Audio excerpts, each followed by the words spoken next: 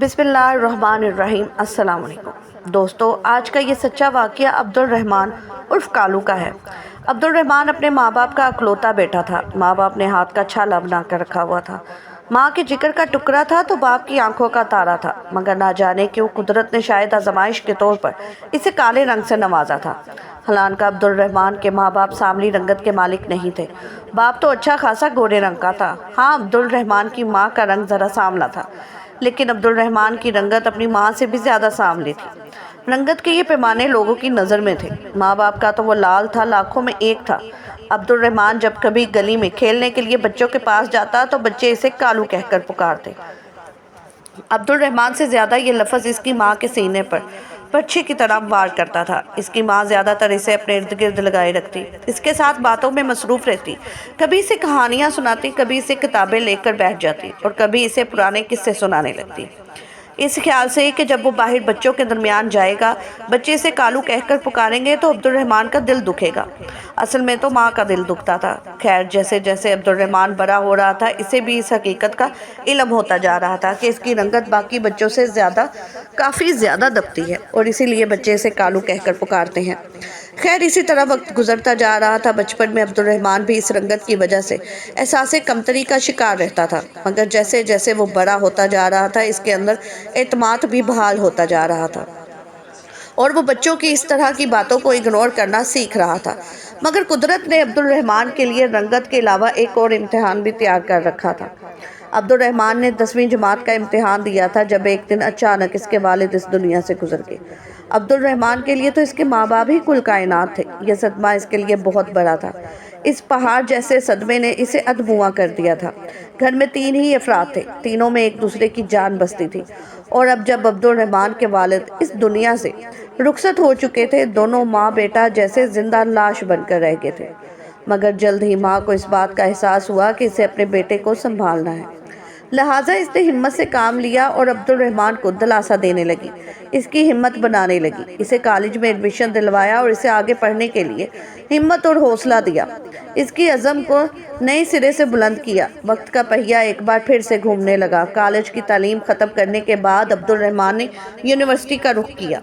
दोनों माँ बेटे घर की अच्छी गुजर बसर हो रही थी, क्योंकि अब्दुल-रहमान के वालिद की शहरी जायदाद थी जो कि किराए पर दे रखी थी और इसी किराए से दोनों माँ बेटा अपनी ज़िंदगी सहूलत से गुजार रहे थे। यूनिवर्सिटी की दुनिया अब्दुल-रहमान के लिए नई थी। वो अब्दुल-रहमान जिसे माँ बच्चों के में खेलने के लिए जाने नहीं देती थी कि वो इसे काला कहेंगे, ज़्यादातर घर में रखती थी। अब जब अब्दुल-रहमान एकदम से इतने लोगों में आया तो वो घबरा सा गया, मगर धीरे धीरे वक्त के साथ इसका एतमाद बढ़ने लगा। शुरू में तो अब्दुल-रहमान यूनिवर्सिटी में तन्हा ही वक्त गुजारता था, मगर फिर गुजरते वक्त के साथ साथ इसके दोस्त भी बनने लगे और वक्त अच्छा गुजरने लगा। मगर यहाँ एक बार फिर से अब्दुल-रहमान को एक बहुत बड़ी मुश्किल का सामना करना पड़ा। हुआ कुछ यूँ कि अब्दुल-रहमान का यूनिवर्सिटी का 3रा साल था जब इसकी मुलाकात मायरा से हुई। मायरा इससे जूनियर थी। ये लड़की मायरा अब्दुल-रहमान को पहली नज़र में ही भाग गई थी। वो इसे दिल ही दिल में पसंद करने लगा था, यहाँ तक कि वो मायरा से शादी के ख्वाब भी देखने लगा था। मगर इसके दिलो दिमाग में एक डर कहीं फन फैलाए बैठा था कि शायद मायरा इसे पसंद नहीं करेगी, क्योंकि अब भी वो सांवली और दबती हुई रंगत का मालिक था। मगर एक उम्मीद थी कि अब वो एक पढ़ा लिखा और बाएतमाद नौजवान है। तालीम मुकम्मल करने के बाद जब हाथ में डिग्री आएगी तो इसे यकीनन एक अच्छी नौकरी भी मिल जाएगी, तो फिर शायद मायरा इसके रिश्ते के लिए राज़ी हो जाए। जैसे जैसे वक्त गुजरता जा रहा था, अब्दुल-रहमान के दिल में मायरा के लिए मौजूद ये पसंदीदगी बढ़ती जा रही थी। और ये सिर्फ अब अब्दुल-रहमान की हद तक नहीं रहा था। वो गाहे बगाहे मायरा को बुला लिया करता था, इसके किसी न किसी मामले में मदद कर दिया करता था। शायद कहीं ना कहीं मायरा को भी इस बात का इल्म हो चुका था कि अब्दुल-रहमान इसे पसंद करता है, क्योंकि ज़ाहिर है पसंदीदगी छुपी नहीं रह सकती, ये ज़ाहिर हो ही जाती है। अब्दुल-रहमान एक उम्मीद का दामन थामे हुए मोहब्बत के सफ़र में तन्हा ही आगे बढ़ रहा था, मगर इस दिन उम्मीद की ये किरण इसके हाथ से छूट गई। मोहब्बत के इस सफ़र में चारों तरफ अंधेरा छा गया। मायरा ने एकदम जैसे इसकी आंखें खोल दी थी। हुआ कुछ यूँ कि इस दिन भी यूनिवर्सिटी में मायरा और इसकी सहेलियां अब्दुल-रहमान से कुछ फासले पर बैठे आपस में किसी मामले पर गुफ्तगू शनीद कर रही थी और अब्दुल-रहमान ने इनकी तमाम बात सुन ली। वो किसी किताब के नोटिस के बारे में बात कर रही थी जो कि इन्हें मिल नहीं रहे थे और मायरा भी इस बारे में परेशान थी। अब्दुल-रहमान ने अचानक अपना बैग खोल कर देखा तो इसे याद आया कि ये नोट्स तो इसके पास भी हैं।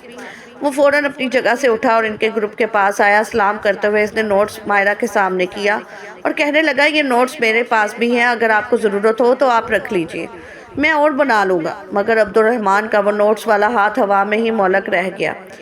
مائرہ کھا جانے نظروں سے اس کو گھور کر دیکھ رہی تھی۔ اس نے اب تک نوٹس نہیں پکڑے تھے۔ پھر وہ اپنی جگہ سے اٹھ کھڑی ہوئی، عبد الرحمن کی طرف انگلی سے اشارہ کرتے ہوئے کہنے لگی، سمجھتے کیا ہو تم اپنے آپ کو؟ تمہارا کیا خیال ہے کہ مجھے سمجھ نہیں لگ رہی کہ تمہاری تمام نوازشوں کے پیچھے آخر وجہ کیا ہے؟ میں سب جانتی ہوں، اپنی حد میں رہو۔ اگر کبھی فرصت ملے تو گھر جا کر آئینہ دیکھ لینا، یقیناً آئینہ تمہیں تمہاری حد بتا دے گا۔ مائرہ کی بلند آواز سن کر ارد گرد کے کئی اسٹوڈنٹس وہاں رک چکے تھے۔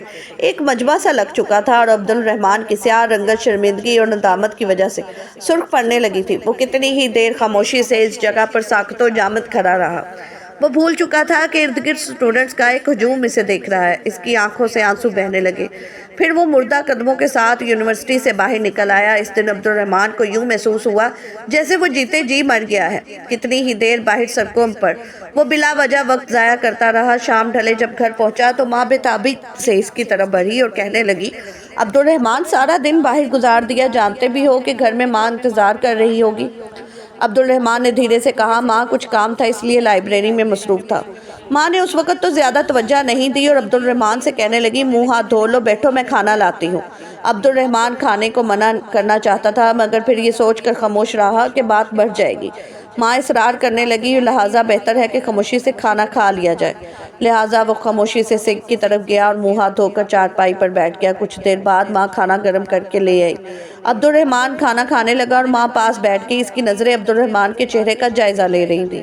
ماں کی نظر تھی چہرے سے دل تک پہنچ چکی تھی۔ ایک پل میں جان گئی کہ بیٹا پریشان ہے۔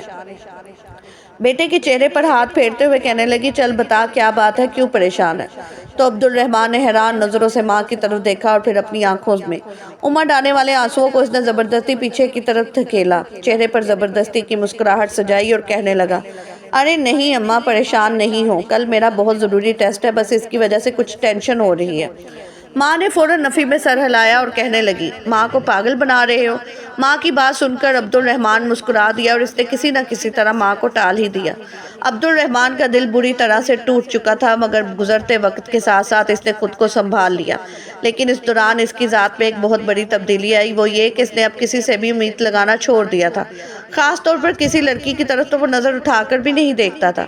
شاید اس نے دل ہی دل میں یہ تسلیم کر لیا تھا کہ وہ کسی کو پسندیدہ نہیں ہو سکتا۔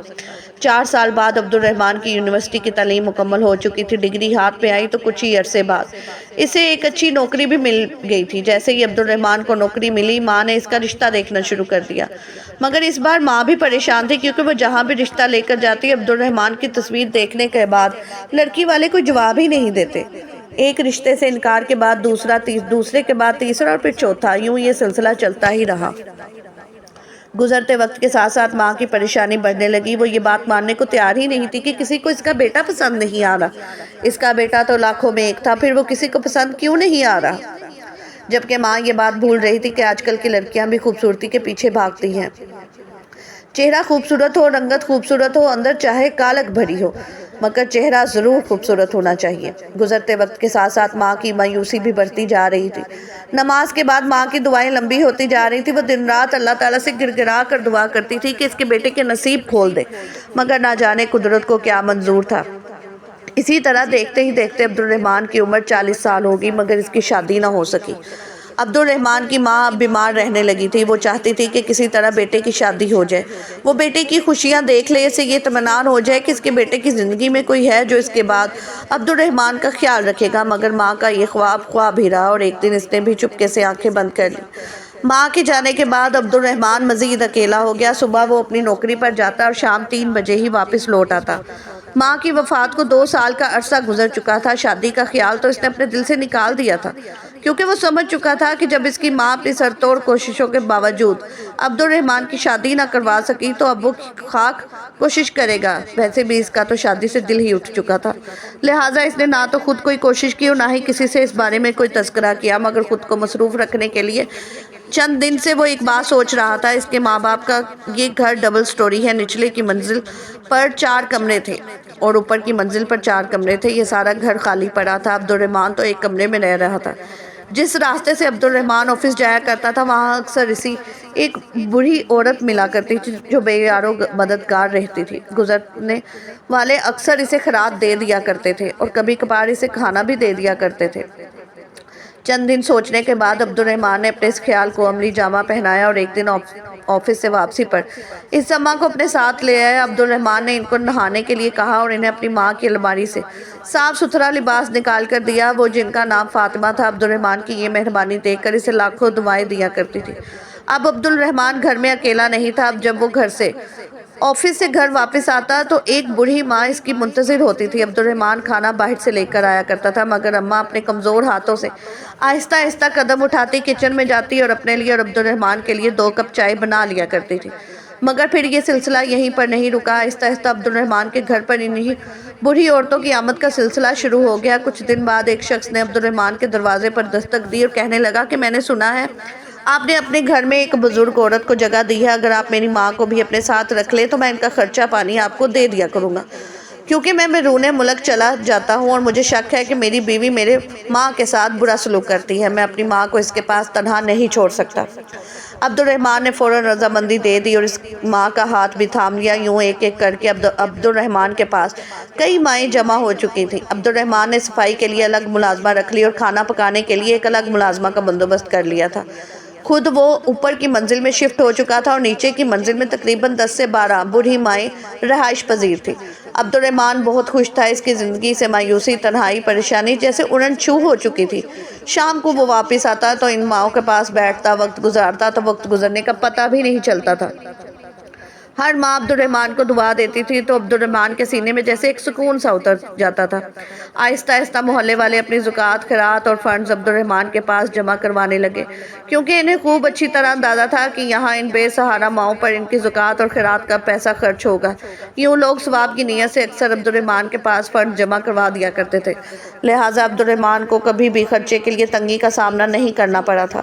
ایک دن عبدالرحمن شام کے وقت جب نچلی منزل پر ان تمام خواتین کے ساتھ بیٹھا وقت گزار رہا تھا، ان کی باتیں سن رہا تھا، تب اچانک ایک خاتون ان کے پاس آئی جن کا نام رضیہ تھا۔ وہ کہنے لگی، عبدالرحمن بیٹا، مجھے تم سے کچھ ضروری بات کرنی ہے۔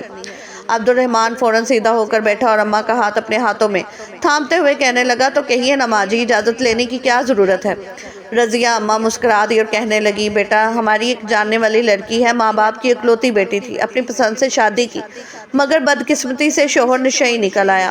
پیار محبت کے نشے میں لڑکی نے اپنی جائیداد بھی شوہر کے نام کر دی، وہ سب کچھ بیچ کر کھا چکا ہے، 2 بچے ہیں۔